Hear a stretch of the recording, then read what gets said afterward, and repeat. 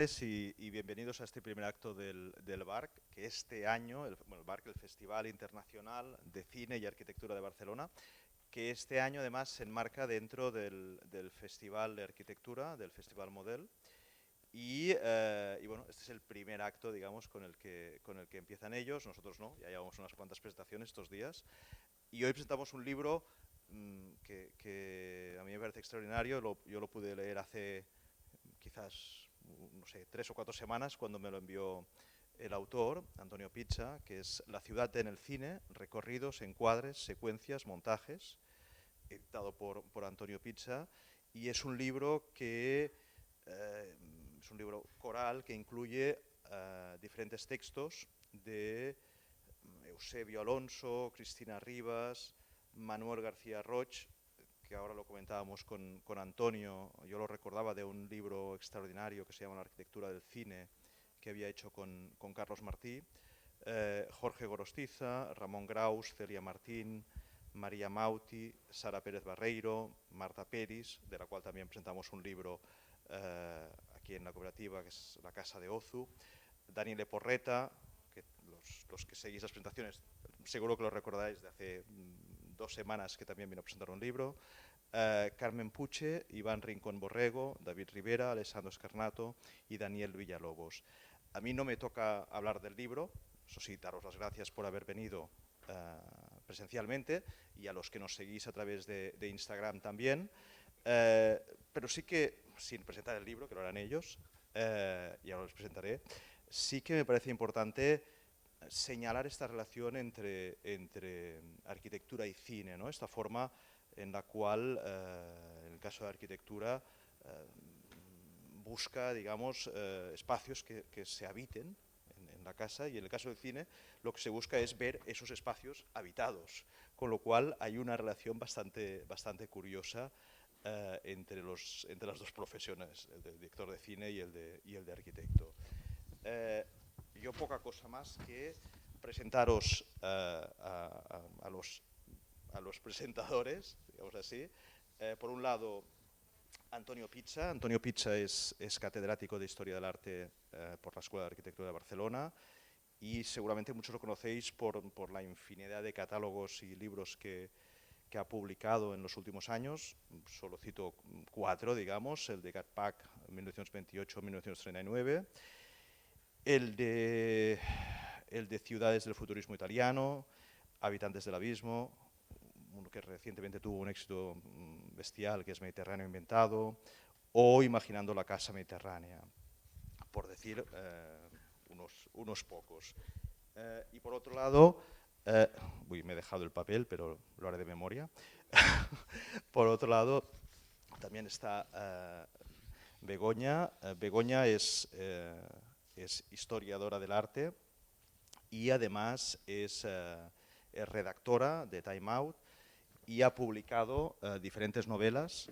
A ver si me acuerdo de memoria: La montaña maldita, ¿vale? Que es... No te preocupes, yo diría que La montaña maldita, sobre Montjuïc y todos los hechos del corpus de finales del 19.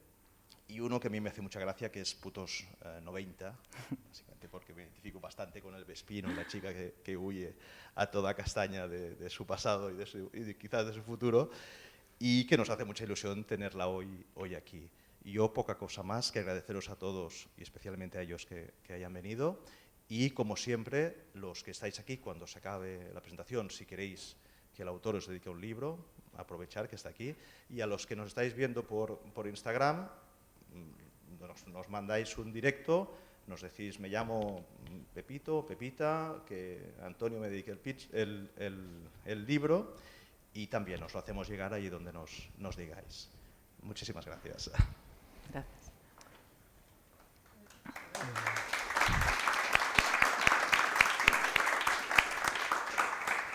Bueno, supongo que me toca a mí ahora, ¿no?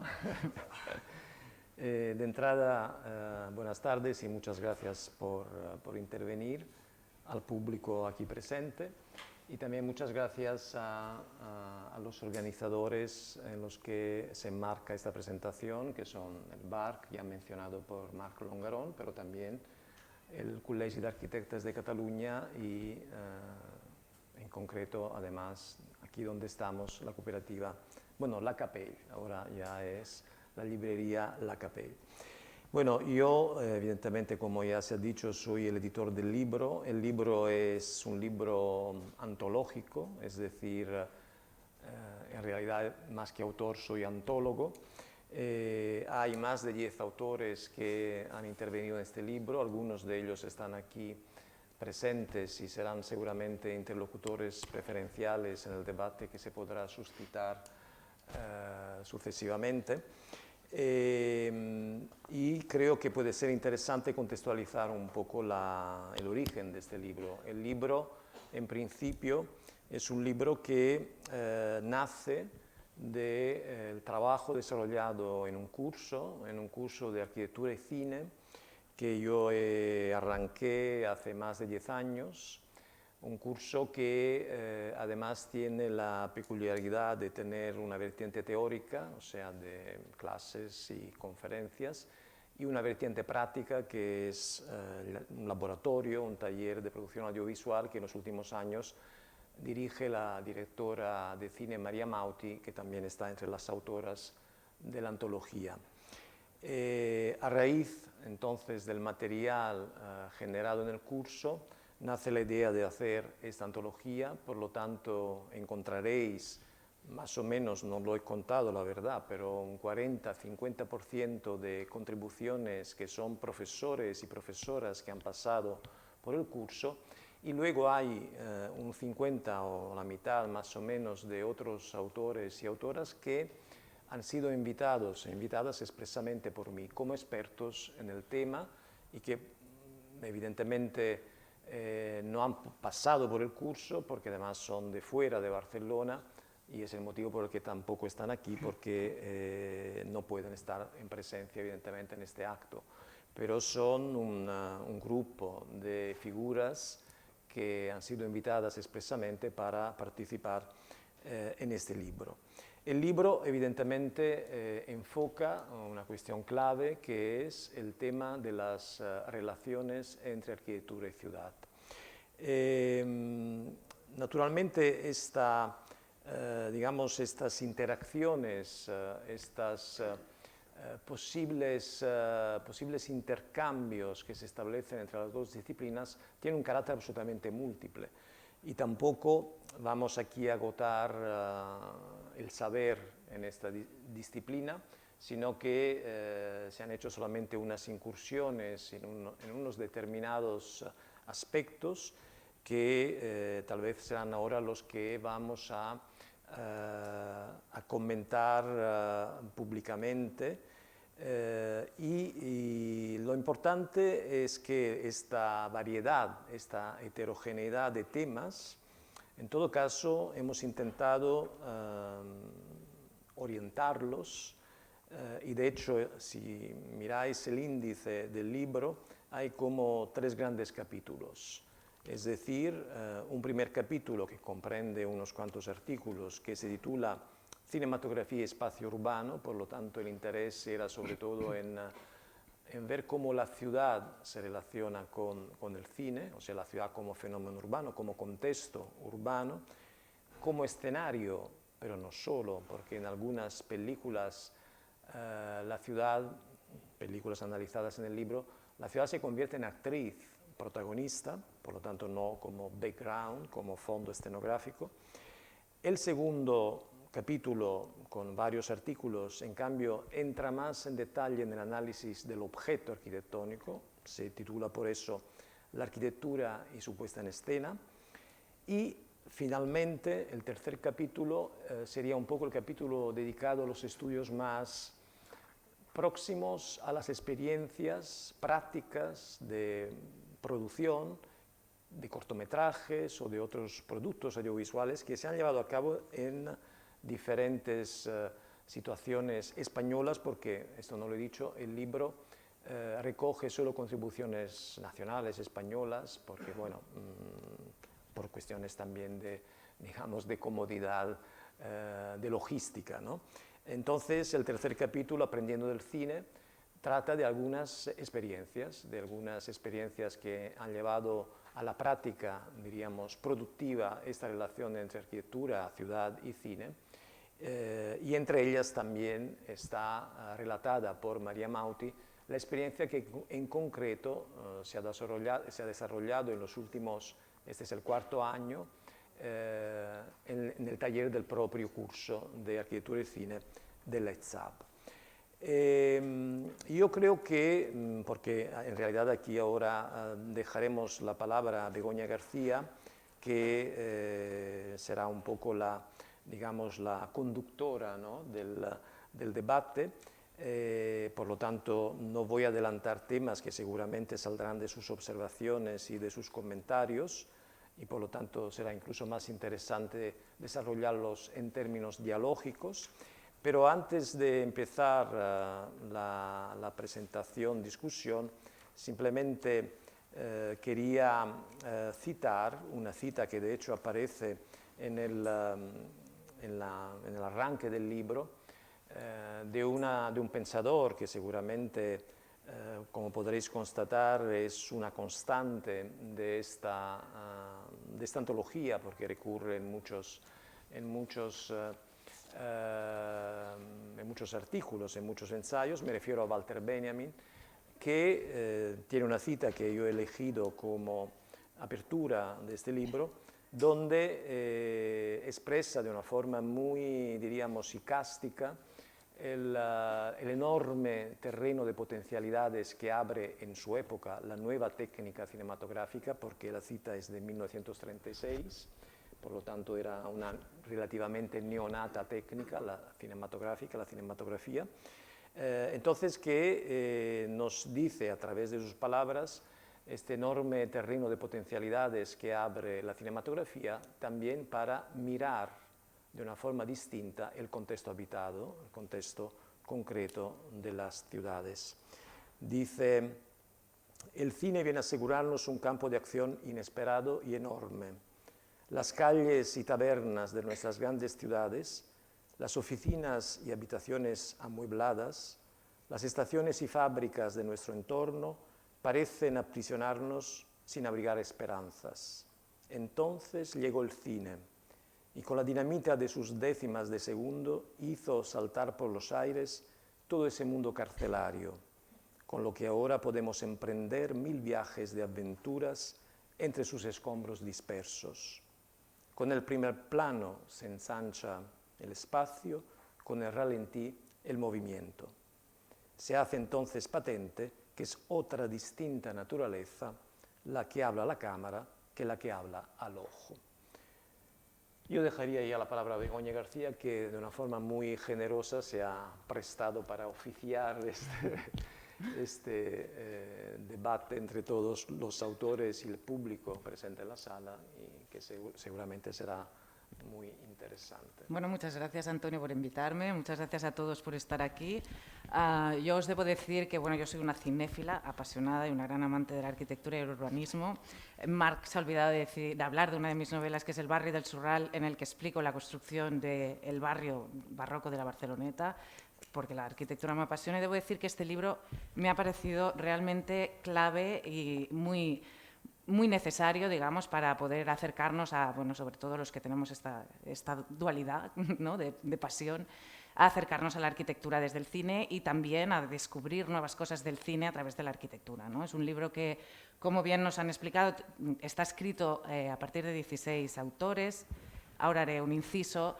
Y para mí, que también soy escritora y editora, o he hecho de editora a lo largo de mi carrera profesional, querría hacer también una referencia a Ediciones Asimétricas, que es la editorial que ha publicado este libro, porque creo que realmente es muy necesario que haya editoriales hoy en día pequeñas y que se atrevan a llevar adelante libros de no ficción, ensayos de este tipo, y abordar temas que van mucho más allá de lo mainstream, ¿no? Y creo que realmente, pues, yo le daría un aplauso, no sé si vosotros, a Ediciones Asimétricas, porque creo que se lo merece. Igual nos están siguiendo en Instagram. Pues un saludo para Ediciones Asimétricas, si así es. Entonces, como bien decía Antonio, ¿no? Este libro participa en 16 autores, de hecho más de 16 incluso, 16 autores más o menos. Aquí tenemos a 7, creo, 8, ahora los contaremos bien, y me gustaría presentároslos porque luego les daré la palabra para que hablen a medida que vayamos hablando un poco del libro y realmente está muy bien saber con quién hablamos, ¿no? Entonces, aquí voy a leer una pequeña biografía de cada uno y lo haré por orden de aparición en el libro, así que nadie se me enfade porque viene después. Vale. Antonio ya nos lo han presentado, con lo cual, digamos, lo saltaré, ¿no? Ya lo conocéis, él es catedrático de Historia del Arte y es... bueno, es profesor de arquitectura en la Escuela Técnica Superior de Arquitectura de Barcelona. Tenemos a Alessandro Scarnato. Hola, Alessandro. Él es arquitecto y doctor por la Universidad Politécnica de Barcelona también, donde es profesor de Historia de Arquitectura. Si me equivoco, me lo decís, ¿de acuerdo? Es autor, además del libro Barcelona Supermodelos, sobre los espacios públicos de la ciudad, con el que ganó en 2016 el Premio Ciudad de Barcelona. Felicidades. Luego tenemos a Cristina Ribas, ella es arquitecta también por el ECHAP, donde también forma parte del Departamento de Teoría e Historia. Es además doctoranda con una tesis en curso titulada Metapostales, la imagen moderna de la España en los años 60 a través de postales turísticas. De este tema también habla en el libro, luego lo abordaremos. Y a la vez trabaja como arquitecta urbanista en el Ayuntamiento de Barcelona, supongo que aquí también tendrá mucho para aportarnos. Tenemos también a Daniel Porreta, hola.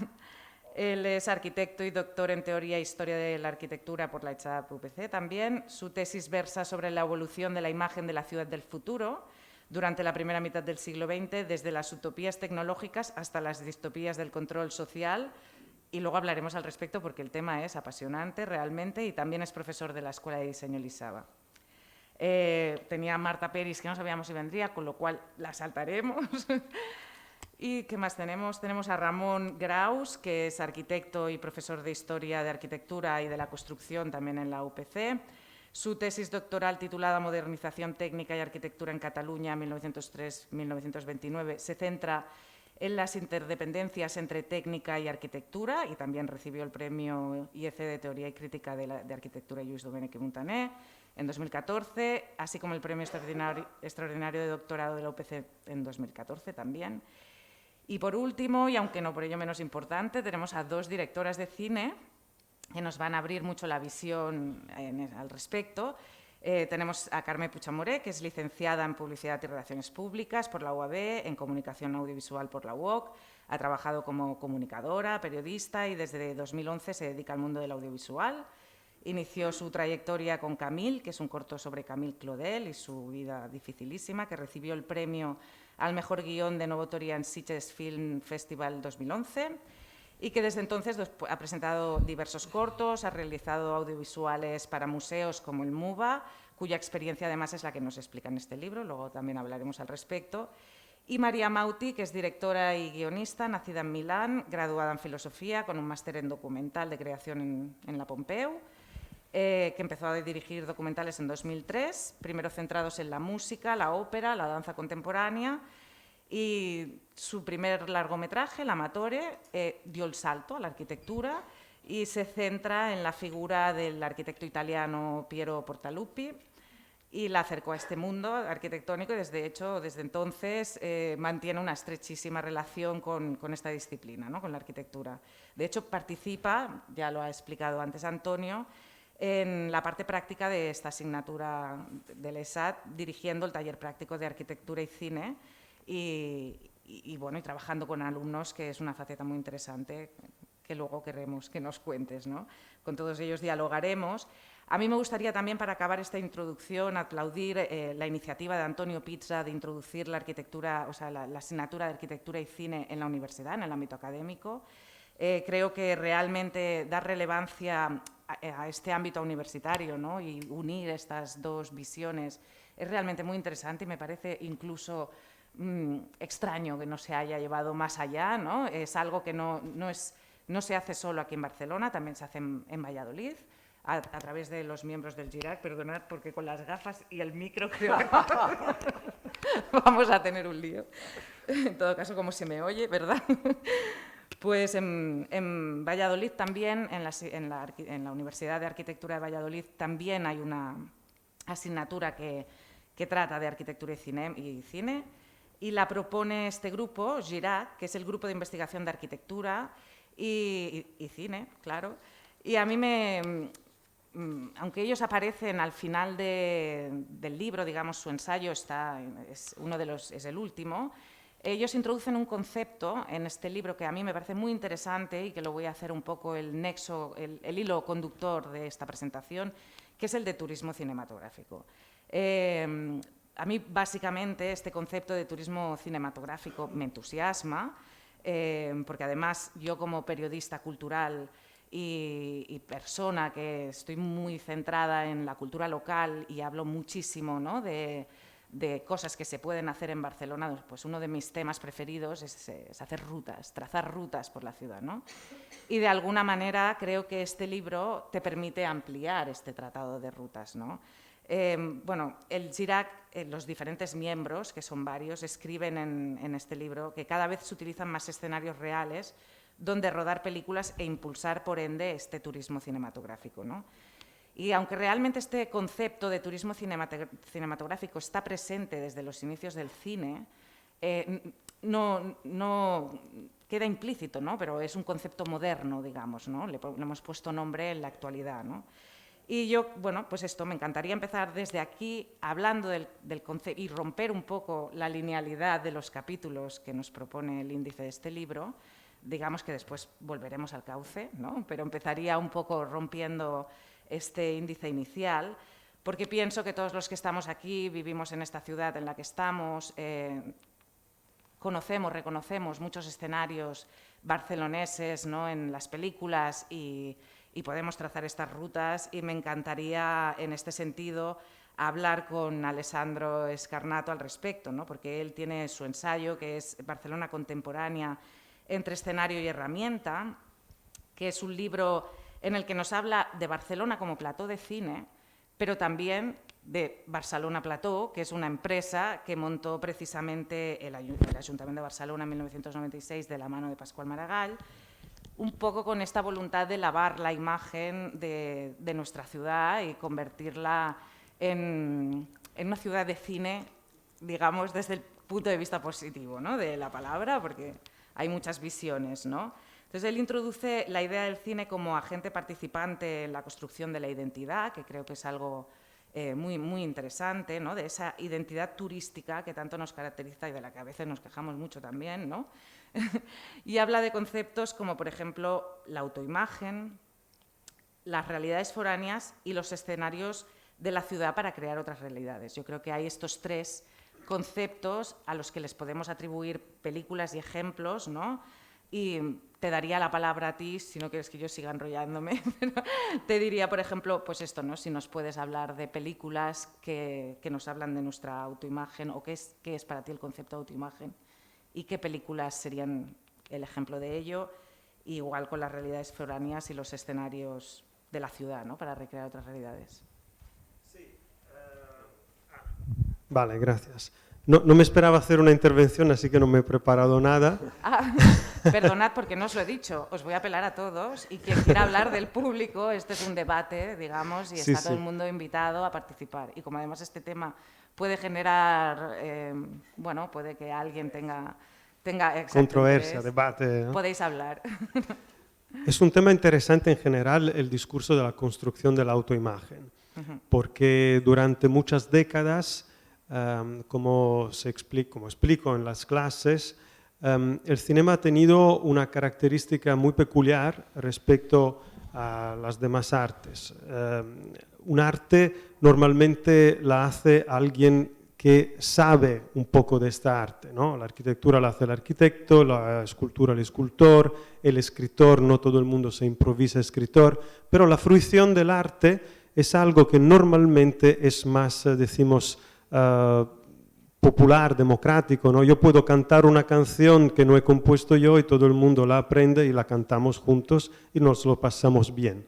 Pero durante muchas décadas, por lo menos antes de estas plataformas como Netflix, y no lo digo con espíritu crítico, sino simplemente como descripción de un cambio, también la fruición del arte cinematográfica ha sido muy condicionada. Era muy complicado ver una película cuando queremos, dónde queremos, cómo queremos, ¿no?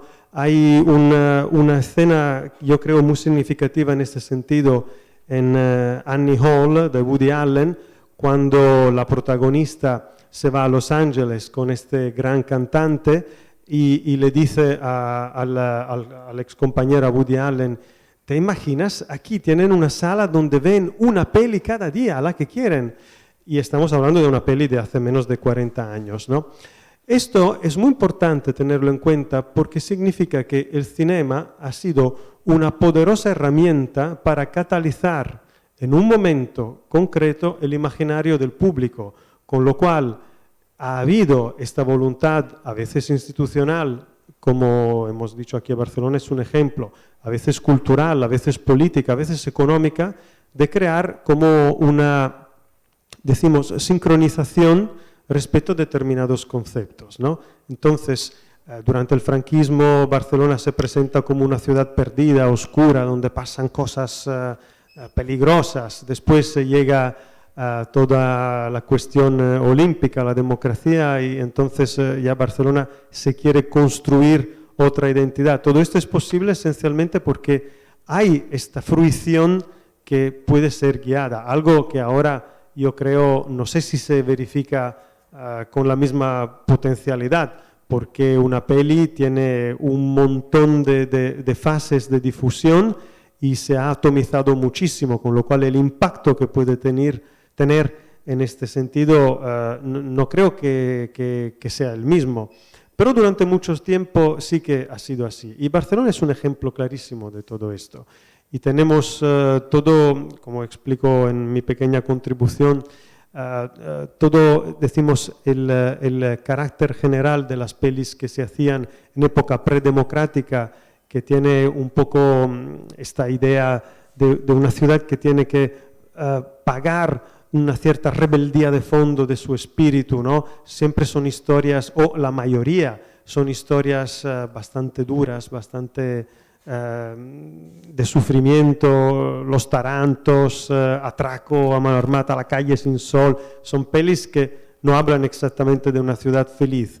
Hay en BTV un ciclo que se llama Barcelona y Acció, y se nota que cada vez que emiten una película de los años 50, 60 o principios de los 70, hay como una mala llet, ¿no? Como si la ciudad tuviera que purificarse de alguna forma. Ha ido evolucionando también, ¿no? Ha evolucionado muchísimo, ha evolucionado muchísimo y de hecho se llega al otro extremo, ¿no? El extremo de una ciudad que en un determinado momento aparece incluso distinta, a veces yo creo, de la que es la ciudad real. Yo creo que en este sentido una peli que a mí siempre me impresionó cuando la vi desde la primera vez fue El perquè de tot plegat. Yo iba a decir todo el cine de Ventura Pons, ¿no? Exacto. Crea una autoimagen, ¿no? Porque es verdaderamente, el esfuerzo no es en explicar unas historias, sino es construir una imagen de la ciudad. Y después las cosas pueden cambiar también a raíz de una componente importante que yo menciono en el texto, que es cuando en una ciudad el efecto que se logra con esta construcción de identidad atrae a cineastas de otras ciudades. Sí, es muy distinta la imagen de las realidades foráneas, ¿no? Claro, es muy distinta la imagen que tiene de Barcelona un director de aquí, o un director de Madrid, o un director de otro país. Yo creo que empecé a reflexionar en este sentido cuando notaba una cierta discrepancia, yo soy de Florencia, ¿no?, entre la Florencia que se quería promover desde la cinematografía florentina y la Florencia que se representaba cada vez que un director extranjero venía a rodar en Florencia. Y siempre había esta diferencia enorme, ¿no? Notabas que los británicos veían Florencia como una ciudad innaturalmente romántica, mientras que los americanos como una ciudad innaturalmente oscura, ¿no?, maquiavélica. Y hasta llega un momento que en Hannibal cuelgan desde Palazzo Vecchio el comisario, algo que al alcalde de Florencia no le tenía que hacer mucha gracia. Pero empecé a reflexionar sobre este aspecto. Yo creo que en muchas pelis de Barcelona, hechas en Barcelona, se puede notar este contraste entre una autoimagen que se ha ido construyendo durante décadas y después a la que, en cambio, ofrecen los directores foráneos que vienen y interpretan la ciudad con una mirada que sí tiene el efecto de todo lo que se ha hecho antes, pero después hace aportaciones que tal vez resultan un poco incluso desorientativas. Y acabo notando, antes he mencionado Woody Allen, el caso de Vicky Cristina Barcelona. Yo me acuerdo, como creo la mayoría de aquí, la pulseguera, ¿no? La controversia que se levantó en Barcelona cuando se supo que Woody Allen quería hacer su peli aquí, ¿no? El problema no era lo que había hecho, sino qué va a hacer este señor, qué va a poder decir este señor de Nueva York sobre, que siempre ha hablado de Nueva York, sobre nuestra ciudad. Y después, bueno, lo describo. En efecto, la peli es menos mala de lo que parece, pero sí que ofrece una lectura de Barcelona un poco extraña respecto a lo que a lo mejor nos esperaríamos. Bueno, evidentemente no es probablemente la Barcelona que mostraríamos desde aquí. Lo que sí que es realmente muy curioso, y ahora no sé si me he cargado el micro del todo, pero no. Vale, lo que sí que me parece realmente muy curioso es que la autoimagen, ¿no? Todo este cine, digamos que se hace desde aquí, que yo, y ya me referiría más al más cercano, ¿no? Por ejemplo, pues esto, Vigas Lunas, Sky, Ventura Pons, con todo el cine que tiene, no tiene rutas, no te encontrarás a ningún guía en la calle llevando a ningún grupo de turistas o de locales por las rutas del cine de Ventura Pons, y en cambio tenemos la ruta del cine de Almodóvar, Todo sobre mi madre, tenemos la ruta de Vicky Cristina Barcelona, tenemos incluso la ruta de Cédric Caplice con su, ahora no me sale el nombre de la película, perdonadme, l'Auberge Español, exacto, con su Auberge Español. Hay ruta de todas las películas extranjeras, incluso hay ruta de películas que no muestran Barcelona, pero que se han rodado aquí, como El perfume, ¿no? Es muy curioso que al final incluso los guías de aquí, locales, no se centran en la autoimagen que hemos querido dar desde aquí del cine, sino que van a buscar estas visiones foráneas, ¿no? Esto me ha parecido realmente muy curioso. Muchas gracias, Alessandro, por tu intervención, y puedes participar cuando quieras, ¿no? Hablando de estas construcciones de identidades urbanas, ¿no? Hay que decir también que gracias al turismo cinematográfico y a esta voluntad también hemos podido descubrir como realidades que quizás siempre han estado ahí, no las hemos visto o las hemos visto evolucionar a través del cine, ¿no? En este caso tú apuntabas también, ¿no? La autoimagen, o sea, la imagen que daban directores de fuera, pero también de aquí. Por ejemplo, un caso muy llamativo y además muy evidente es el del chino, el del barrio chino, ¿no? De ello nos habla Celia Marín, que es una de las autoras en su ensayo La imagen persistente, los bajos fondos de Barcelona a través del cine. Y os voy a leer una cita de Celia, porque me parece muy interesante para entrar así en materia. Dice: cuando en el resto del mundo se usa la expresión barrio chino, o mejor dicho, el término original en inglés, Chinatown, se piensa en un barrio o zona ocupada por inmigrantes de origen chino que apenas hablan el idioma del lugar y que viven en una especie de extraterritorialidad con sus costumbres y sus cosas, ¿no? En Barcelona, en cambio, esa expresión nos sitúa en una zona concreta del Raval, la más cercana al puerto y a las antiguas atarazanas, y a veces la parte se confunde con el todo y el barrio entero del Raval es llamado barrio chino como si su realidad fuese líquida y se extiende sin posibilidad de contención por las calles aledañas, ¿no? Esta imagen del chino realmente es verdad que es una imagen que nació, que tiene su origen literario, pero es una imagen que hemos vivido absolutamente a través del cine, de la historia del cine, sobre todo de los inicios del cine, digamos, antes de 1950, pero es que ahora mismo en Netflix hemos vuelto también a esta imagen de... Hay una serie, no sé si la habéis visto, H, que recupera un poco esta visión del cine, o sea, del chino en el cine, ¿no? Y es un concepto realmente que es muy interesante de estudiar, o no de estudiar, sino de seguir, a través de películas pues, como, por ejemplo, La bandera, que precisamente es de un director francés, Julien Duvivier, que él sí que vino aquí y construyó un poco este imaginario, lo que tú decías de Florencia, ¿no? Voy a Barcelona y ya verán los barceloneses, ¿no? Voy a enseñar todo lo más sucio que tienen, ¿no? Lo que pasa es que a los de aquí también les gustó. Y entonces ellos, o sea, Duvivier llevó al público, ¿no? En su película a través de las callejuelas sucias, la ropa tendida, los prostíbulos, salas de baile como La Criolla, que además, pues para los que somos fanáticos del pasado de la ciudad, pues es una oportunidad también poder ver estos lugares. Pero luego vinieron otros cineastas de aquí y dijeron, pues es nuestro, nos lo vamos a hacer más nuestro todavía. Entonces, por ejemplo, Pedro Puche rodó durante la Guerra Civil Barrios Bajos, que además introdujo por primera vez él, y esto nos lo cuenta muy bien Celia en su ensayo, esta separación, ¿no?, entre el barrio alto y el barrio bajo, ¿no? O sea, ya quedó aquí más que marcado que ya no era ni la diagonal, ya casi es Plaza Cataluña. Los que viven por encima de Plaza Cataluña bien y los que vivimos por debajo ¿no? O sea, barrios bajos.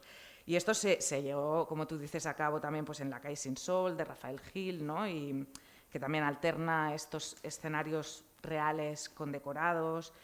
Y toda esta evolución, digamos, toda esta serie de películas conforman un imaginario que culmina de alguna manera en 2001, no en 2001 la película, sino en 2001 el año, con la película documental de José Luis Guerín, En construcción. ¿No? Aquí me gustaría citar un fragmento del ensayo de Manuel García Roig, que también es uno de los ensayistas del libro, que se titula Espacio, tiempo y arquitectura, el sol del membrillo y en construcción. Él habla de estos dos maravillosos documentales, yo diría que van más allá, ¿no?, de estos dos prodigios cinematográficos, ¿no? Y en este ensayo él introduce el concepto del tiempo en el cine y también de los sonidos de la ciudad. Es una cita cortita, no voy a ser muy pesada leyendo, pero bueno. Y dice, el pulso vital que alienta en las arterias del Raval barcelonés lo muestra así el director catalán mediante el montaje sincopado de escenas y situaciones en las que intervienen las gentes del barrio. Algunos personajes que asumen un papel protagonista, Juan, por ejemplo, que es el encargado de la obra, y su hijo. El marroquí Abdel, Santiago y los demás obreros, el viejo Antonio, antiguo marino, Juani, la joven prostituta, y su amigo Iván, Sonia, la vecina. Son planos en que, aparte de las conversaciones entre ellos, se nos muestran grúas, máquinas, herramientas de construcción, mujeres tendiendo ropa, niños y gatos, transeúntes, el interior de un pequeño bar, videojuegos en el Teatro Apolo, el anuncio luminoso de un hotel, un mendigo refugiado en la obra y en medio de la noche televisores en el interior de varias viviendas con la pantalla encendida. En el tratamiento del tiempo cinematográfico con un uso extraordinario del sonido en-off, de los ruidos que exhala el espacio urbano, el cineasta plantea una reflexión sobre las formas del tiempo y cómo éstas modelan la ciudad. A mí me ha gustado especialmente esta idea, ¿no?, de cómo el sonido y estas pequeñas visiones, pero sobre todo la grúa y su ruido, todas estas imágenes sonoras nos pueden recrear mucho más la ciudad y el urbanismo que muchas veces un fragmento arquitectónico o ver la fachada de La Pedrera, por ejemplo, ¿no? Y me parece muy interesante. Todos estos títulos, ¿no?, de alguna manera nos permiten contemplar esta transformación de un espacio urbano en su totalidad y desde su construcción hasta casi su destrucción, porque con Guerín, y con la excepción de H, que lo recupera a través de escenarios, con Guerín se acabó el chino. O sea, ya nos quedamos sin este imaginario en Barcelona, ¿no?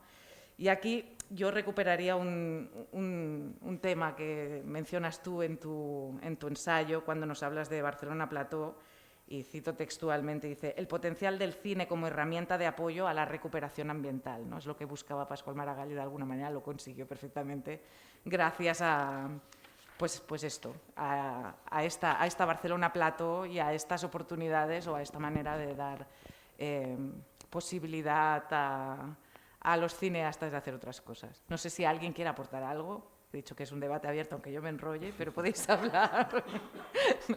Si alguien tiene algo que decir, que lo diga ahora o deja que yo siga hablando. Bien, en todo caso, en contraste con los bajos fondos, ¿no?, encontramos también el cine de postal, que a mí me ha llamado mucho también la atención.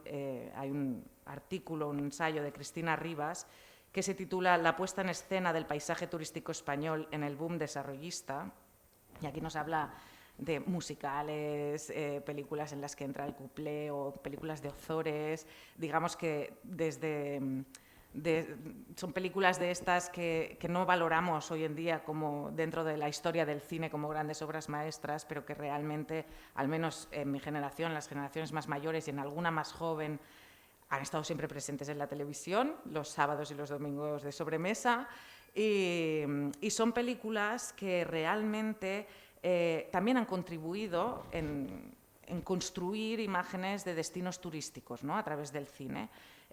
Pues esto, toda la costa, cómo a partir de estas películas que de hecho, o sea, nos mostraban playas de la Costa del Sol bastante vacías, imposible de encontrar ahora. Una vez hubo Costa del Sol sin edificios en primera línea del mar, lo podéis ver en estas películas, y realmente es muy interesante de ver toda esta evolución, pero realmente todas estas películas lo que hacían era una crida, que diríamos en catalán, un llamamiento generalizado tanto al turismo, especialmente al local, al español, pero también al de fuera, si es que tenían la suerte de que les distribuyesen la película más allá de las fronteras, ¿no? Este tema es un caso muy significativo. En España hay muchísimo cine de postal, pero debo decir que no es, para que os quedéis todos más tranquilos, no es exclusivo de España. Es algo que también se ha dado fuera. Esto Cristina también pone un ejemplo que a mí me encanta, ¿no? Y que además es una peli que me gusta, es divertidísima, de Jacques Tati, que es Las vacaciones del señor Hulot, de 1953, que es esta película con este personaje absolutamente surrealista que se va de vacaciones a la playa, a la Côte d'Azur. Aquí ya no está en la Costa del Sol, se va a Francia. Y la gracia de esta película es que es todas sus vacaciones surrealistas en este pueblecito de costa, y cuando se acaba, que ya se va todo el mundo de regreso a sus casas, nos queda esa imagen, digamos, principal del hotel en un lado, la playa enfrente, y Tati la transforma en una postal poniéndole pues este sello con su membrete de envío, ¿no? Y es realmente cine de postal como tal, o sea, ese es el cine de postal. Digamos que el cine ha aportado mucho, ¿no? A construir imágenes y digamos a crear entornos, pero yo he empezado esta introducción hablando, digamos, un poco desde el final, para hacerlo también más ameno y más divertido, pero este tema, ¿no? El entorno urbano, el protagonismo de la ciudad, etcétera, es algo que ha estado presente desde los inicios del cine, ¿no? De ello, además, nos habla Antonio en su ensayo inicial, y él ya lo ha comentado antes, ¿no? Aporta esta expresión que me encanta, que es la ciudad como una actriz más. Y hay algunas que son súper actrices, ¿no?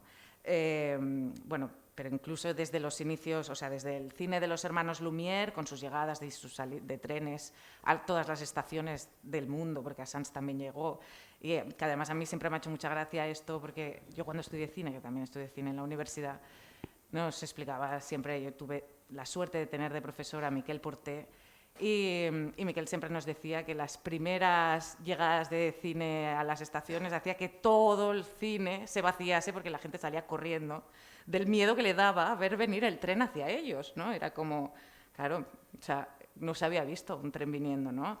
La ciudad, la modernidad, ¿no? Pues esto, Lumière con sus llegadas sus trenes, sus salidas de fábricas, que además de haber hecho, pues esto, salidas, es muy conocido lo de Lyon, pero es que aquí también tenemos nosotros, en Sants, salidas de fábricas que hicieron los operarios de Lumière, no los Lumière, no ellos directamente, pero sí sus operarios, que además luego fueron grandes cineastas catalanes, pues rodaron este mismo tipo de postales, de alguna manera, ¿no? Todos arreglados de domingo para salir de la fábrica, que dices, claro, ¿no? Van vestidos de domingo a trabajar nuestros trabajadores, ¿no? Pero nos ha acercado de esta manera ya desde sus inicios. Muchísimas películas nos han servido desde el inicio del cine también como plató. Yo quiero hacer ahora mención a Odessa y a Kiev, ¿no? Que hoy en día pues, están de tan triste actualidad, ¿no? Y que de alguna manera todo el mundo tenemos en el imaginario o en el recuerdo, ¿no? Porque fueron escenarios de los inicios del cine, ¿no? Sobre todo pues esto, Odessa con el acorazado Potemkin y esa escalinata impresionante, ¿no? Que yo creo que todo cinéfilo recuerda, y hoy en día ver pues todo lo que está pasando allí es muy triste. Y Kiev con todo el cine de Zigabertov, etcétera, ¿no? De hecho, bueno, pues esto es el hecho de poder haber descubierto otros lugares otras ciudades y otras realidades arquitectónicas a través del cine, como bien nos cuenta Antonio en su ensayo Entre París y Berlín, películas pioneras acerca de la modernidad urbana, pues es intrínseco al cine. Por eso me extraña que haya llegado tan tarde la asignatura Arquitectura y Cine a la universidad toda junta. Tú la defines como actriz principal, nos hablas también de la figura esta del flaneur o el vagabundo, ¿no? Una figura baudelairiana que contempla la ciudad desde el cine, y nos introduces un concepto que a mí me gustaría que nos explicases un poco, que está extendido desde los años 20 hasta los años 20 del siglo XX sobre todo, que es el de City Films o City Symphonies, ¿no? ¿Nos puedes explicar brevemente qué son y poner algún ejemplo? Sí, muy... Ay, funciona, ¿verdad? Sí. Bueno, muy brevemente, porque de hecho el tema de la ciudad, como se ha dicho ya en repetidas ocasiones, es consustancial a la cinematografía. Tú comentabas, por ejemplo, los primeros cortos de los hermanos Lumière, que tienen que ver justamente con realidades urbanas, que sea la fábrica, que sea el tren, o que sea simplemente una descripción de una parte urbana. La cinematografía, sin embargo, se interesa, o sea, no solo se produce en la ciudad y usa la ciudad como contexto ambiental, sino que quiere entrar en una relación bastante directa de interacción. Por ejemplo, nosotros, grosso modo, podríamos hablar de, no sé, 3 tipos de relación entre arquitectura y ciudad, sobre todo pensando en las películas de la primera parte del siglo. Una es la que tú comentabas como las City Symphonies. Las City Symphonies son esta serie de películas, principalmente de los años 30, que utilizan la ciudad como elemento a describir. La más importante es evidentemente la de Berlín, Sinfonía de una gran ciudad, de Walter Ruttmann. Entonces la cinematografía lo que hace es una descripción supuestamente objetiva de lo que es, en el caso de Berlín, Sinfonía de una ciudad, el desarrollo de la vida cotidiana a lo largo de las 24 horas en Berlín. O sea que un primer momento de contacto es la voluntad de objetivar de alguna manera la ciudad a través de la cinematografía. Existen otras películas que median, podemos decir, entre esta visión realista o objetiva y una visión más próxima a la ficción. Por ejemplo, ahora se me ocurría pensar justamente en la famosa película de Eisenstein, ¿no? Del acorazado Potemkin, que tú mencionabas antes, pero allí la escalinata de Odessa está manipulada, es decir, no es en absoluto fidedigna la visión de este detalle tan importante de la ciudad de Odessa, sino que con una serie de infraestructuras de madera, bueno, de trabajo de carpintería, falsea la relación entre el peldaño y el, ¿cómo se llama en castellano? La contrahuella. Para generar una, digamos, un mayor expresionismo de la escena, ¿no? De la famosa escena de la bajada de la población, que es prácticamente bueno, de la subida o de la bajada entre la población y el ejército, ¿no? Que de una manera salvaje asesina a la población absolutamente indefensa. Por lo tanto, allí tenemos en Eisenstein, además, por su propio talante cinematográfico, un proceso de, utilizando un término que para él es vital, de montaje, ¿no? De montaje utilizando por un lado pretextos de la realidad, pero interviniendo también a través de matices de ficción. Para llegar luego a otro caso extremo, en esta especie de tripartición de papeles, que es el caso de Fellini. O sea, Fellini que crea una película que se convierte en una película mítica en la historia de la ciudad en el cine, ¿no? Porque la Dolce Vita, la famosa Via Veneto que se convierte en fin, en un tópico, ¿no? De descripción de la ciudad, cuando en realidad está completamente reconstruida en Cinecittà y además Fellini la tenía allí, o sea que es una operación ya de artificio total, porque efectivamente Fellini no le interesa describir la ciudad, sino la idea que la ciudad puede generar en una visión que es ideal típica, o sea, que no es... Le llamas en el libro reinvención del espacio. Sí. Exactamente, es un concepto que también me ha parecido absolutamente interesante, ¿no? El de reinvención del espacio. Y me gustaría ahora hacer un contraste, un salto en el tiempo, ¿no? Porque en contraste con esta reinvención del espacio y la construcción de ciudades ideales, que pueden ser para un caso o para el otro, ¿no? Pero Daniel Porreta, en su ensayo Apocalipsis urbano, el cine y la destrucción de la ciudad, nos habla también del cine de catástrofes, ¿no? Entonces pasamos de los inicios del cine al cine más futurista, ¿no? Hacemos este salto. Este concepto del que tú hablas, que ya introdujo Susan Sontag y que tú denominas con este precioso título del discreto encanto de la catástrofe, que me ha gustado mucho, Susan Sontag al respecto decía: las películas de ciencia ficción no tratan de ciencia, tratan de la catástrofe, que es uno de los temas más antiguos del arte, ¿no? Y nos pone ejemplos desde Blade Runner, la del 82, la de Blade Runner 2049 del 2017, ¿no? Que digamos, recrean un futuro distópico. A mí esto me ha llamado mucho la atención porque parece que a los espectadores nos gusta ver convertidas en cenizas lugares, ¿no? Conocidos, incluso la Estatua de la Libertad en el planeta de los simios, ¿no? Háblanos de ello, porque realmente esta cosa que tenemos los espectadores tampoco debe ser muy sana. ¿Por qué nos gusta tanto? Bueno, sí, en realidad es un tema que desgraciadamente se ha vuelto de actualidad en los últimos, por lo menos en los últimos 10 años, aunque si lo miramos retrospectivamente, vamos a ver que de ciudades del futuro con una visión positiva hay muy pocas en el cine.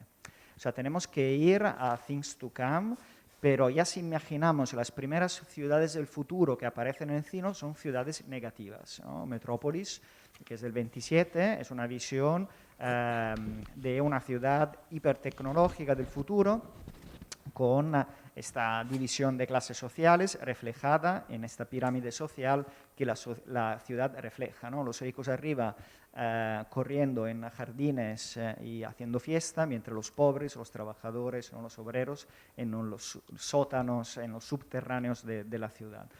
En realidad, estas visiones negativas, apocalípticas de las ciudades se han vuelto prácticamente, dominan todo nuestro imaginario de futuro desde hace tiempo, pero claro, evidentemente en los últimos años hay una explosión, ¿no? Un boom de esos imaginarios distópicos. Yo he tenido bastante suerte porque hice la tesis doctoral sobre este tema en un momento en el que de distopías no se hablaba. Y ahora es un tema de actualidad, pero también es de actualidad una respuesta y un poco de cansancio respecto a las distopías, y eso está moviendo también muchos grupos a organizarse, a reflexionar sobre la antítesis, que es la utopía. De hecho, hay grupos de investigación que intentan recuperar utopías del pasado, pensamientos del pasado, más impositivos respecto a la ciudad. Yo, de todas formas, en el artículo hablé de la destrucción de la ciudad, que es un elemento dentro de esas historias de futuros negativos y es a la vez algo que nos atrae morbosamente. De hecho, hice esta tesis también porque es interesante pasar horas y horas a ver estas películas y a leer novelas. Y hay múltiples interpretaciones que se le pueden dar y no son exclusivamente negativas. Antes de todo, evidentemente, a través del fenómeno de la destrucción de la ciudad, podemos hacer una historia de todos los miedos relacionados con las ciudades, ¿no? Evidentemente, Metrópolis refleja miedos de clase social, pero también hay miedos a la bomba atómica. Hay muchísimas películas a partir de los años 50 que retratan este miedo al enemigo que viene de fuera, en algunos casos reflejados por las películas de ciencia ficción de los años 50, ¿no? O sea, los invasores que vienen de Marte, los marcianos en realidad son los soviéticos, ¿no? Son los rusos, o también son el enemigo comunista, esos alienígenas que viven al lado de tu casa. Y así hasta los años 60, 70, que reflejan miedos relacionados con el medio ambiente, con la contaminación. También el movimiento feminista tiene su reflejo en distopías feministas. Años 80, con la explosión de la criminalidad, dio todas esas películas que la verdad es que a mí me gustan. 1997, Fuga de Nueva York. Nueva York convertida en una cárcel donde se tiran todos los criminales peores que tiene Estados Unidos. Allá en Manhattan, convertida en una isla cárcel. Y esto hasta nuestros días, donde las últimas películas son muy interesantes porque reflejan nuestras emergencias. Hace poco proyectamos en el Museo del Diseño Wall-E, ¿no? ¿Os acordáis? La película de Pixar, una distopía de un mundo post-apocalíptico para niños. Y nos está hablando, es del 2008, pero recordaréis la primera visión, hay la cámara que se acerca al planeta Tierra, supera un cinturón de basura espacial, que es la que tendremos dentro de poco con todos esos nanosatélites que están enviando para crear ese Internet súper difuso. Y cuando llega a la Tierra empieza a volar sobre ciudades donde hay rascacielos, pero también hay construcciones que son pirámides de basura. Es de actualidad, ¿no? También como es actualidad el hecho de que es un planeta totalmente desierto y con los supervivientes que viven en una nave espacial que es una especie de centro comercial, ¿no? Blade Runner, que es una película, la última, que es muy interesante, Blade Runner 2049, nos habla de una distopía climática. Los Ángeles del futuro, que en Blade Runner, la de Ridley Scott, era la sociedad multicultural que se reflejaba en los años 80, la Blade Runner de Villeneuve es Los Ángeles de Villeneuve es Los Ángeles después del cambio climático. Entonces es una ciudad que está amurallada porque han subido los niveles de las aguas. Entonces se tiene que proteger de este nuevo contexto del cambio climático. Entonces, paralelamente, hay algo de morboso que nos atrae de estas sociedades, sobre todo de los mundos postapocalípticos, porque hay algo de deseo que se desata, ¿no? Que podemos, por ejemplo, en el curso que dirige Antonio, a veces hemos pasado fragmentos de películas y no siempre es del todo negativo lo que vemos en estas películas. También hay momentos de gozos. Por ejemplo, algunas escenas en una perspectiva anticapitalista, en un futuro en el que ya no existe una sociedad organizada, el dinero ya no sirve de nada. Entonces hay la escena esta que me encanta, que es algo que se repite, de la compra en los supermercados, ¿no? Puedes coger cualquier cosa, todo es gratuito, llenas el carro de la compra y hay siempre esta escena que se repite de cuando pasan por la caja y no tienen que pagar. Evidentemente, si en un mundo después de una catástrofe, los que quedan son los dueños del mundo y pueden también reconstruir una sociedad desde cero. También en el fenómeno de la destrucción muchas veces hay una interpretación en clave religiosa o casi de castigo divino. El mito arcaico es el diluvio universal.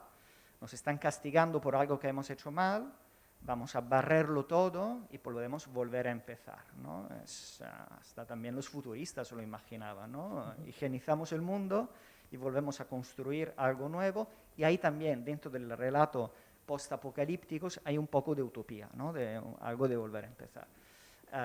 No sé, podría alargarme, pero sí, es un tema que al final Sí, que estamos se ha todos tocado enganchados, desde todos los ¿no? tiempos. A mí me has hecho ahora pensar también en el Mecanoscrit del Segon Origen, ¿no? Que Claro, es una sí, novela sí. muy nuestra y realmente es esto, ¿no? Pues cómo esta visión apocalíptica, digamos, bueno, esto, el diluvio universal, cómo estamos condenados al desenlace fatal y cómo luego los que sobreviven recrean las mismas miserias de antes, ¿no? Gracias por tu intervención. Me gustaría que le pasaras el micro a Cristina, porque antes hemos hablado de las postales de cine, ella es la autora de este ensayo, y yo ahora que tú centras tu estudio, digamos, en este cine de los años 60, pero también haces como una visión muy general, ¿no? Y yo te quería preguntar, ¿qué postales rescatarías desde la perspectiva actual? ¿O cómo ves? ¿Crees que el cine sigue construyendo postales y que pueden ser más catastróficas? O digamos, ¿cómo son hoy en día estas postales? Sí, totalmente, claro. Y en mi caso, por ejemplo, el cine de postal que recreo es el de la postal de los 60, que es la realidad de ese momento. Y es ese paisaje que se genera, esa ciudad, que más que ciudad quizá es un territorio urbanizado, ¿no? Es la urbanización del territorio que se ve perfectamente en las películas como fondo, pero que también hay una intención de mostrarlo como pujanza del país de este momento y como propaganda.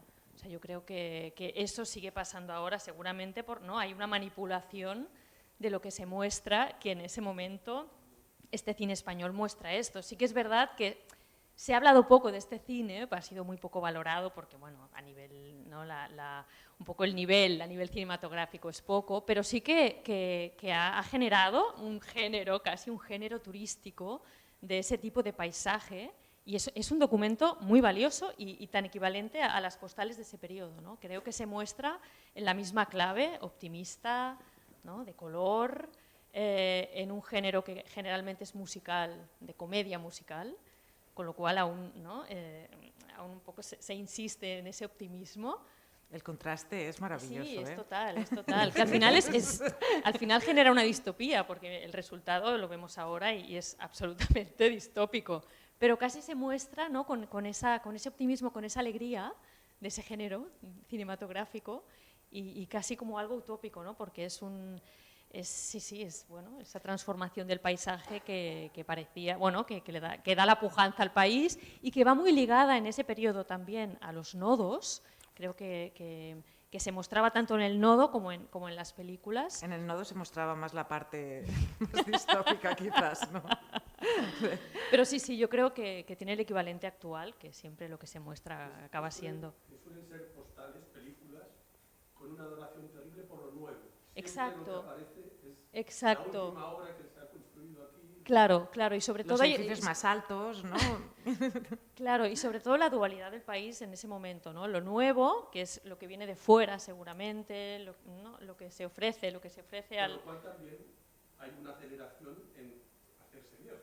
Entonces pasas a otra cosa. Cosas que en el 60 eran lo más, en el 70 ya no aparecerán. Claro, porque lo nuevo siempre cambia, ¿no? Sí, hay una película que es la más representativa, que es El turismo es un gran invento, que ya solamente el título te dice muchas cosas, y tiene un clip inicial que resume todo el resto. Es un clip que, bueno, se desarrolla en toda España, no es solo la Costa del Sol, que después era la protagonista de la película, sino que se va a Benidorm, toda la costa española, y es un videoclip que si podéis ver la película entenderéis que es el resumen, ¿no? Además es un clip con voz en off, casi en clave de nodo, con un color muy saturado, imágenes que se aceleran. Bueno, yo creo que tenéis que verlo porque es muy representativo. Y la gran familia, no sé si Sí, claro. se van de vacaciones a Tarragona, Sí, la ciudad de vacaciones. Sí, También. Exacto. Exacto, sí. Las familias españolas soñábamos, Claro, los que vivíamos claro. en la Meridiana, y decíamos, estos se van a Tarragona. Sí. Esa utopía de las familias obreras que... Exacto. Y además se muestra como propaganda, porque además el cine y el turismo estaban regulados ambos por el Ministerio de Información y Turismo, entonces, bueno, es un poco la propaganda, ¿no? Está muy ligado, ¿no? Todo ello. Sí. Pues, o sea, de alguna manera, como os ha contado antes Antonio, este libro tiene 3 partes, ¿no? Y digamos, aquí ya hemos puesto todas las postales sobre la primera parte, que es la cinematografía, el espacio urbano, y hemos dejado postales distintas del contenido que encontráis. Pero la segunda parte de este libro me parece muy interesante también, es precisamente la arquitectura y su puesta en escena. No tenemos ninguno de los autores que participan en este apartado aquí presentes, con lo cual yo, si no os importa, haré un repaso, así os explicaré un poquito de qué van estos 4 artículos, ¿vale?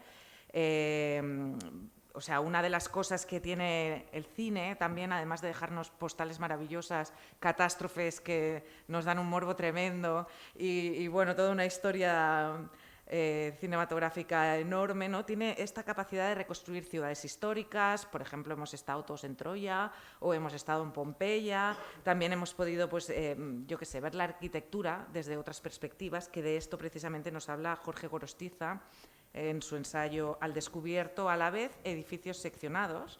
Entonces, él introduce este concepto del espacio ilusorio para hablar de cómo podemos ver, pues esto, ¿no? Como Rue del Percebe. Yo es que soy muy de cómic también. Nosotros teníamos aquí un cómic que era que tú veías un edificio seccionado sin su fachada, ¿no? Y veías todo lo que pasaba en todos los pisos, ¿no?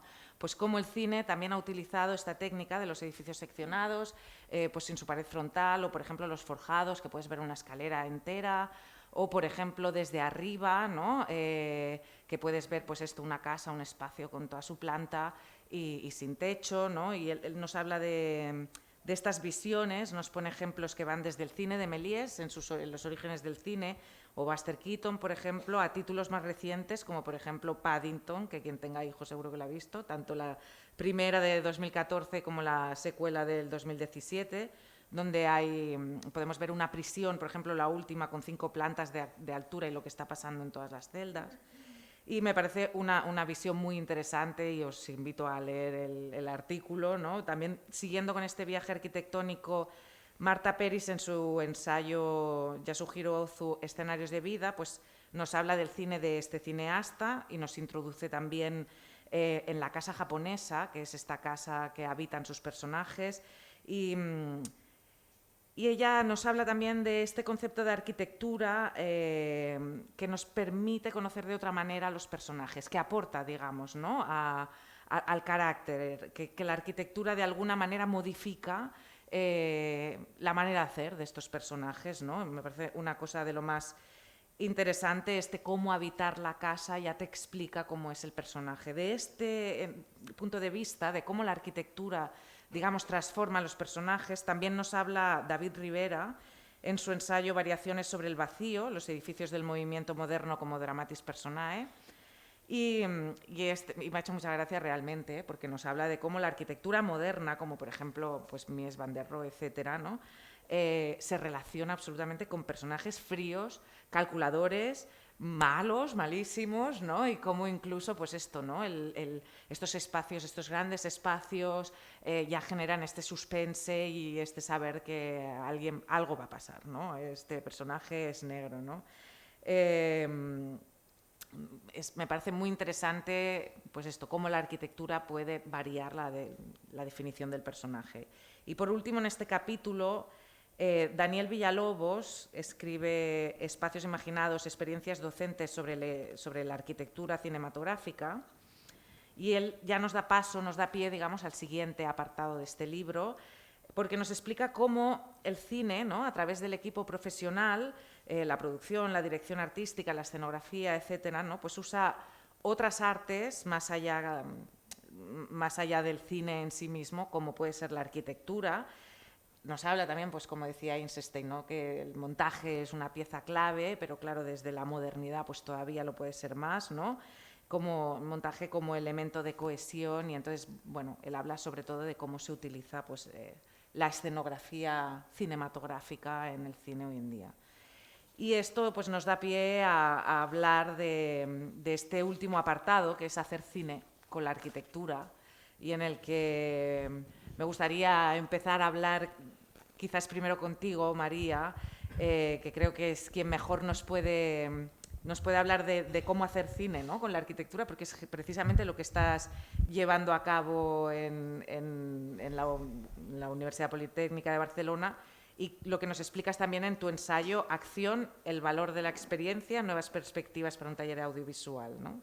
Me gustaría empezar con una pequeña pregunta. ¿Cómo te acercaste a la arquitectura? ¿Cómo tuviste de repente esta necesidad? Un encargo. Sí. Siempre está muy bien que te encarguen cosas. Bueno, fue un encargo ocasión al final, porque a mí lo que me ha de verdad como apasionado es descubrir que la arquitectura es evocativa. Esto es lo que me interesa a nivel cinematográfico, es decir, que no es solo un lugar, no es solo algo para describir, no es solo un escenario, pero es algo que abre a memoria, a no presencia, no sé, es algo que llama otras protagonistas. Entonces, esto fue sobre todo el trabajo de la primera película, porque el arquitecto ya estaba muerto, es de los años 30, entonces no hay nada de esto, ¿no? de encontrar el arquitecto, la acción, la producción de arquitectura. La arquitectura ya está, y más la arquitectura del fascismo italiano estaba como congelada, entonces yo me encontré en arquitectura que parecía que no había pasado el tiempo, porque no sé, hay un planetario que es igual. Y esto me permitió entender que estas arquitecturas podían evocar, no sé, entonces para mí son como personajes. Y esto le da, creo que esto un poco, para responder a la pregunta, cómo hacer cine con la arquitectura, es tratarla como un personaje, no como un escenario solo. Es verdad que a veces también, ¿no?, es un lugar donde pasan acciones, pero en mi caso casi nunca, un poco el tema de cuando trabajamos con los estudiantes es no tener miedo que tenemos un personaje fijo, que no se mueve, entonces no hay que mover tanto la cámara, porque si está ahí, no es que hay que seguir o perseguir ¿no?, un personaje. Está ahí esto, ¿no? Para nosotros que estamos siempre, ¿no?, con esta inquietud del movimiento, es algo que permite a los estudiantes y a mí como directora de estar en otra dimensión temporal. A mí me ha llamado mucho la atención una cosa que explicas en este ensayo, que es que tú, que trabajas con grupos reducidos de estudiantes, pero digamos en grupo, les planteas una misma mirada hacia un mismo edificio, digamos, arquitectónico a tus alumnos, y cada uno de ellos, de 3 que graban, tienes 3 visiones completamente distintas de este edificio. Me gustaría un poco que... Sí, el taller es un taller práctico, porque a mí como filósofa, estudiante de filosofía, me gusta mucho la idea que la teoría entre en la vida. Esto es como... Y entonces es práctico en ese sentido. Y viene de la idea, tiene algunos conceptos en su base, que son lo de Hannah Arendt. Entonces, esta idea de acción, que es muy importante para mí, que los estudiantes y todo el mundo entre en el mundo, y la pluralidad. Entonces, la idea que la realidad se construye a través de diferentes puntos de vista, ¿no?, que cada uno después tiene el suyo. Entonces, esto lo descubrí también con ellos. Primera vez que fuimos ahí, pensé, pero van a salir 3 películas, ¿no?, más o menos, y no. El hecho de estar, que siempre un director tiene miedo, que lo que está trabajando lo está trabajando otro, porque si no se copia, ¿no? Esto no, porque cuando nos encontramos ahí, cada uno desarrolló una idea diferente. Para mí lo más interesante del proceso del taller es que sigue nuestros tiempos. Entonces lo que ha pasado en estos 4 años ha pasado en el taller. Y esto para mí es como que está creciendo con los estudiantes y reaccionando a estos tiempos que son muy complicados, ¿no? Porque entonces pasamos de pandemia, salimos de pandemia, ahora ¿qué vamos a hacer? Hay este tema de la guerra ahora que crea una inquietud y ¿no?, para los jóvenes. Entonces este año es para la juventud, sobre todo pensar en ellos, ¿no? Entonces como el proceso del taller yo voy creciendo con esto, mirando este sujeto especial que es la arquitectura. Es muy interesante realmente. Tú haces cine con la arquitectura, ¿no?, desde el presente, y por ejemplo Carme Puche y Ramon Grau hacen cine con la arquitectura, pero desde el pasado, el presente y casi el futuro, ¿no? También ellos son autores del ensayo Modos de ver la arquitectura a propósito de Arquitecturas de Barcelona, Espejo Urbano, 7 miradas, que es complicado el título, pero digamos que es un título dentro de un título. Arquitecturas de Barcelona, Espejo Urbano, Siete Miradas es un documental que que Carme realizó para el MUBA, el Museo de Historia de Barcelona, y vosotros habláis de esta experiencia. Me gustaría un poco que nos explicarais estas visiones, este recorrido por la arquitectura, la historia de la arquitectura de la ciudad. Sí, lo primero que tenemos que entender es que el mundo de los audiovisuales en las exposiciones habituales muchas veces es un tipo de audiovisual muy especializado que trabaja con la voz en off, que trabaja con material histórico y que termina siendo repetitivo. Y el encargo que había aquí era que Carme lo que tenía que hacer era entrar los códigos del cine en un género que normalmente tiene sus dificultades, ¿no? Lo primero es esto. Entonces, es verdad que hablamos, el MUBA, el Museo de Historia de Barcelona, lo que nos pedía era explicar la historia de la arquitectura de Barcelona desde los romanos hasta nuestros días en 18 minutos. Entonces, bueno, no es un tema solo de arquitectura, es un problema de historia, ¿no? El tema de la historia ya en los documentales ya cuesta, ¿no? Y entonces, bueno, lo que intentamos es ver cómo podíamos hacer esto y se hace desde una idea que había que no vamos a explicar una historia de los romanos hasta nuestros días, sino vamos a explicar algunos momentos en los que cambia la mirada sobre la interpretación de la arquitectura. Nosotros vemos, no sé, cualquier edificio de Barcelona a partir de una interpretación de hace poco. Nosotros vemos la Sagrada Familia siguiendo la interpretación de Juanjo Lahuerta y no la podemos ver de otra manera seguramente, que es recuperando esta idea de que la Sagrada Familia es aquello que recuerda un poder que quiere expiar las culpas de los obreros y el anticlericalismo. Entonces, nosotros tomamos 7 ejemplos, que es esta idea de espejo urbano, 7 ejemplos que tienen una interpretación muy concreta, y lo más difícil de todo, ¿no?, era conseguir que no fuera una postal, que los espacios se rodaran con personas, pero con pocas personas, para dar la escala, pero sin que estar en el brujit de la ciutat, ¿no? Y entonces, yo pienso que aquí Carme lo puede explicar, el encargo era, con los códigos del cine, cómo hacer un documental diferente de lo que habitualmente encuentras en un audiovisual de exposición, ¿no? Lo primero fue quitar la voz en off, que es una decisión tuya. Sí. Sí, y eso que soy de voz en off. Pero, no, bueno, primero que Ramón y yo somos un dúo, porque hemos hecho varias cosas sobre arquitectura audiovisuales también para la escuela industrial, o sea que ya hemos como hablado mucho sobre este tema. Sí, en el tema del audiovisual, claro, fuimos como haciendo reflexiones varias, ¿no? Una era esa, la arquitectura con gente o sin gente, ¿no? O sea, arquitectura está pensada para la gente, no la podemos vaciar, ¿no?, solo porque quede bonita, pero tampoco queríamos una Barcelona llena de turistas todo el rato pasando por delante de la cámara, más que nada por la distracción que suponía algo que para nosotros era ir poniendo el foco en ese balcón, en esa mirada, ¿no? Entonces decidimos una cosa que fue muy bonita, pero que fue rodar entre las 6 y las 7 de la mañana. Muy bonita, pero muy cansada.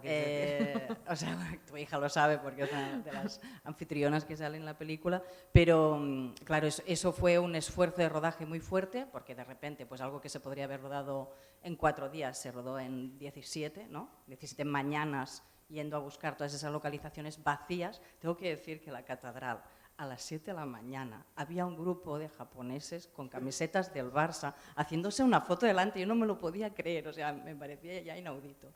Pero esa era una opción, pero no queríamos que estuviera sola, ¿no?, la ciudad. Y por eso pues, salimos con la idea de poner unas anfitrionas, ¿no?, unas personas de la ciudad que tuvieran relación con ese espacio y que nos acompañaran, ¿no?, que nos fueran guiando, aunque no supiéramos quiénes eran a priori, por estos espacios. Y hay una cosa que me ha sorprendido, bueno, no sorprendido, no, sino que yo la veo diferente de la arquitectura, ¿no?, porque yo que había retratado mucho la ciudad cuando era más joven, ahora cuando he tenido que filmarla, Quizás porque había hecho muchas fotos, he tenido la necesidad de siempre que he podido filmarla en movimiento. Entonces, para mí, el movimiento ha sido algo muy importante y hay cosas muy bonitas que construimos con Ramón y gracias a poder filmar desde el conocimiento, porque yo no sé nada de arquitectura, más allá de... por eso hacéis un dúo, ¿no? Entonces... No, però que fue, por ejemplo, lo del ritmo dels contraforts darrere de la catedral. Contrafuertes. El ritmo de los contrafuertes de la catedral, ¿no? Que la filmamos con una steady para poder ver ese ritmo que tenía la arquitectura y que solo podíamos mostrar con un movimiento cinematográfico, ¿no? Yo le defendía que solo se podía grabar las Torres Strade con una moto corriendo. Exacto, y eso hicimos. ¿No? O sea, porque el impacto de la luz, ¿no? Es otra cosa que fue súper importante de tener en cuenta, o sea, que es algo que después en otros trabajos yo he reflexionado muchísimo y que la luz es movimiento y a la vez, ¿no? Te está cambiando constantemente la ciudad. O sea, que allí estuvimos jugando con esas cosas. Y después ya fue ir buscando imágenes cinematográficas, ¿no? Estábamos muy obsesionados en no poner muchas fotos así solo escaneadas y puestas, ¿no? Salir de ese... Y entonces integramos todas las fotografías o documentos históricos en las escenas, ¿no? Ya fuera en una carpeta que llevaba un investigador, ya fuera en unas sábanas, ¿no? Que colgaba una mujer o donde sea. Yo creo que eso también era algo que ponía la historia de la ciudad de una forma real también dentro, ¿no? Y que al final era como una cosa así un poco más plástica, no sé. De hecho, me has hecho pensar ahora mismo, o sea, creo que realmente este libro, ahora ya hemos hablado de todos los ensayos que, bueno, me falta uno, ahora lo mencionaré, pero realmente creo que todos los ensayos quedan muy ligados, que es muy interesante leerlos todos, ¿no? Porque a mí ahora mismo me has hecho pensar, hablando de la luz, pues del sol del membrillo, evidentemente, ¿no? De cómo, del que nos habla, y perdonad que tengo que mirar la chuleta, Manuel García Roig en su ensayo, porque precisamente nos habla de esto, ¿no? De cómo Antonio López pues está pintando su membrillo en el jardín a lo largo de una serie de meses, ¿no? Y cómo la luz es tan protagonista o es más protagonista incluso que el árbol en sí, ¿no? Que es ese efecto de la luz cambiante, ¿no? Y una sola cosa que no se me olvide, porque cuando habéis hablado de sinfonías de ciudad, y no es para hablar de mi libro, pero sí que creo que es importante que, bueno, que además estamos, ¿no? en un entorno que viene mucho a cuento, que desde el CCCB y con Dones Visuals se ha impulsado un proyecto que se llama Sinfonías de Ciutat, que precisamente lo que hace es pedir a cineastas de la ciudad que retraten desde diarios fílmicos esta ciudad. Se ha empezado con 6, ya hay 6 más para el año que viene y creo que esto va a ser una mirada que al final va a tener un paso histórico, es decir, que de aquí 10 años vamos a mirar atrás y vamos a ver todas estas sinfonías retratadas por mujeres que a la vez están creando una sinfonía, ¿no? O sea, allí que no... Pues como sabemos que Antonio está mirando de hacer el segundo volumen, aquí metemos la cuña de queremos para el próximo volumen el ensayo sobre sinfonías de ciudad de Barcelona. Muy bien, gracias. Y solo me quedaría hablar de un... bueno, no, porque había alguien del público que quería intervenir.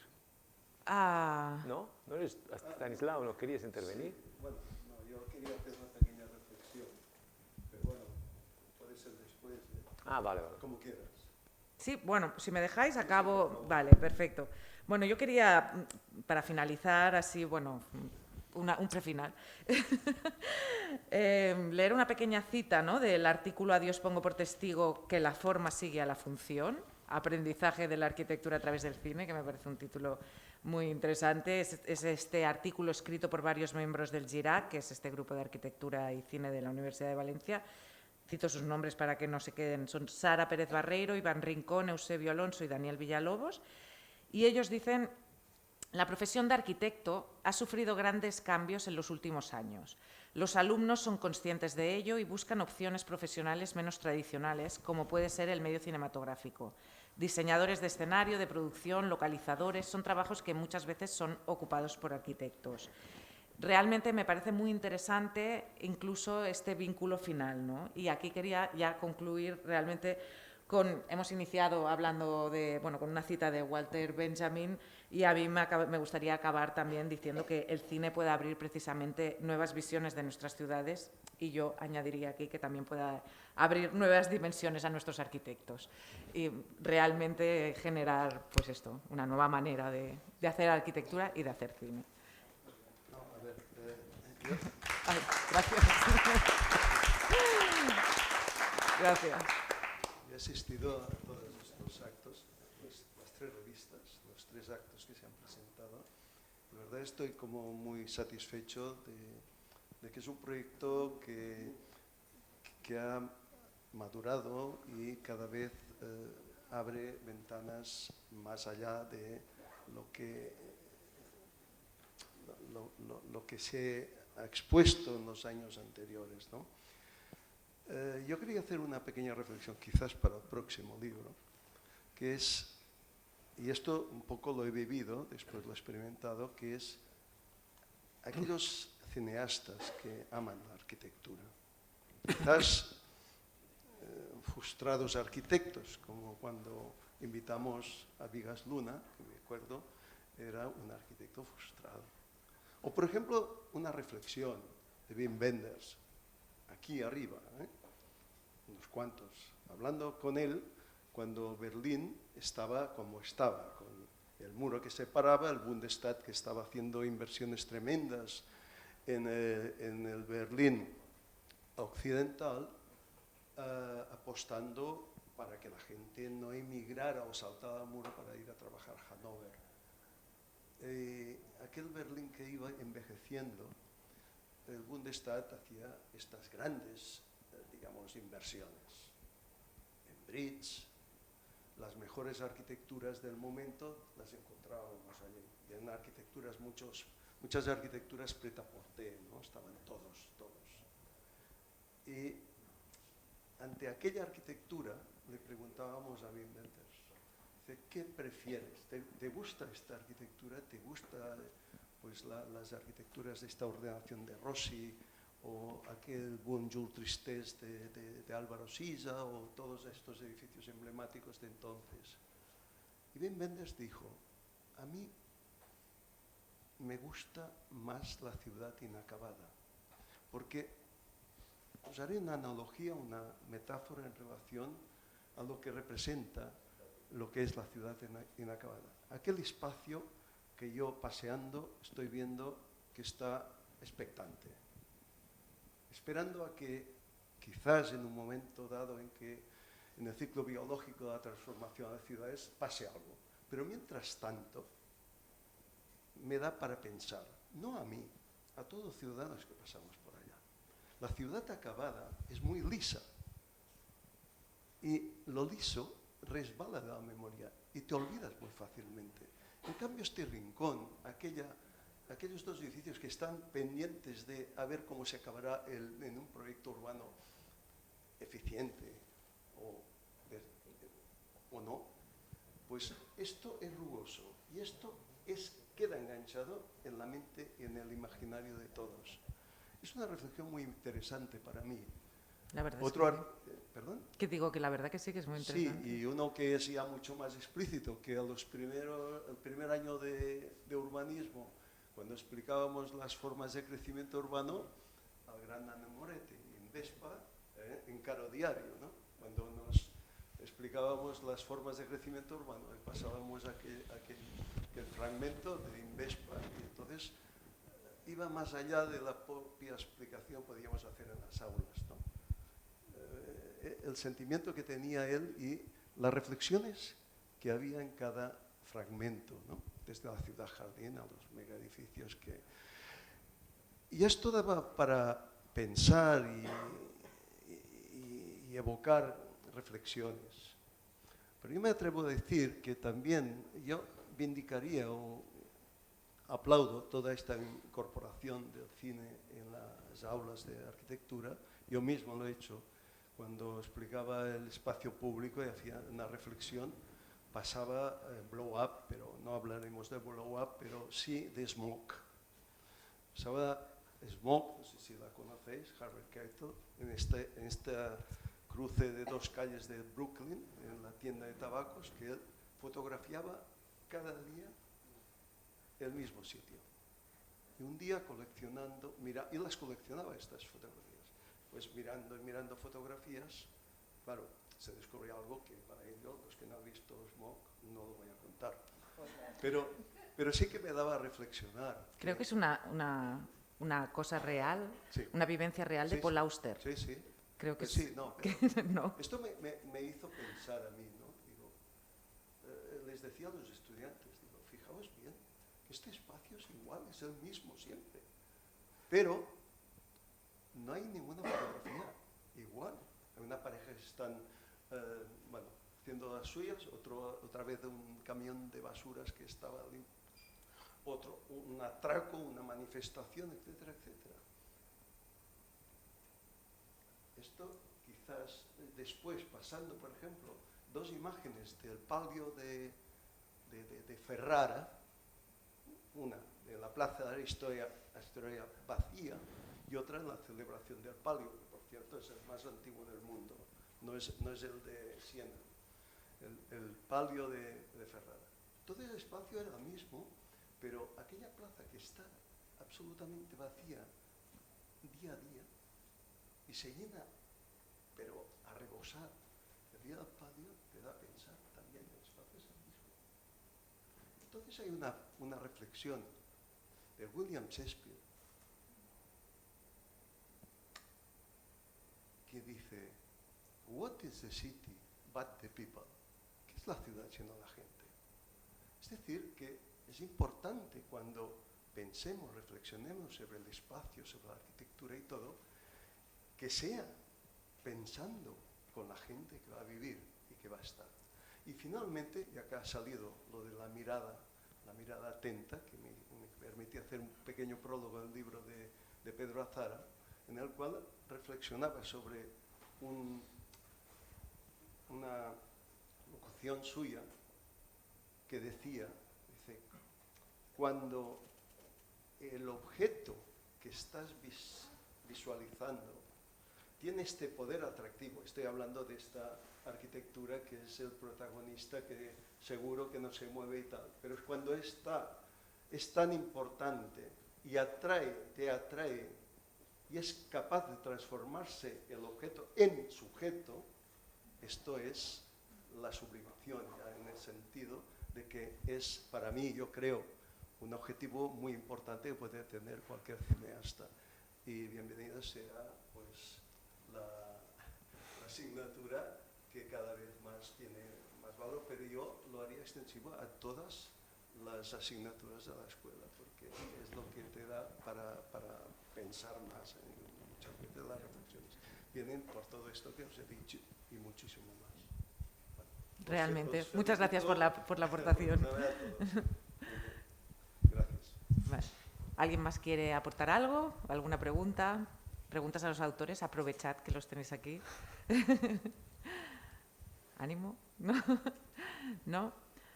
¿Nadie quiere aportar? A mí me ha hecho gracia también este tema de cómo la gente cambia, ¿no? Y precisamente justo Karma había dicho, ¿no? De que la arquitectura está hecha para la gente.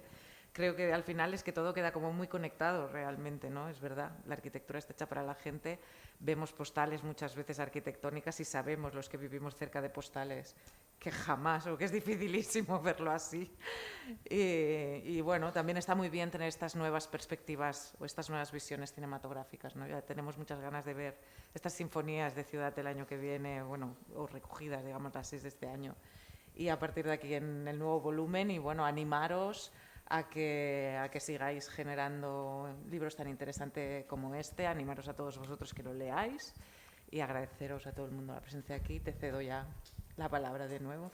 Bueno, nada, yo también diría que podemos cerrar agradeciendo sobre todo los que habéis intervenido en esta sesión y quería evocar nuevamente los agradecimientos a quien ha hecho posible este libro en el sentido, digamos, material. Me refiero, por supuesto, a Ediciones Asimétricas, que además tiene una colaboración con Iniciativa Digital Politécnica en la edición de estos libros, Y también se me olvidó citarla al principio a Arianna Iampieri, que ha sido una pieza clave para que este libro efectivamente saliera tan bien editado y producido.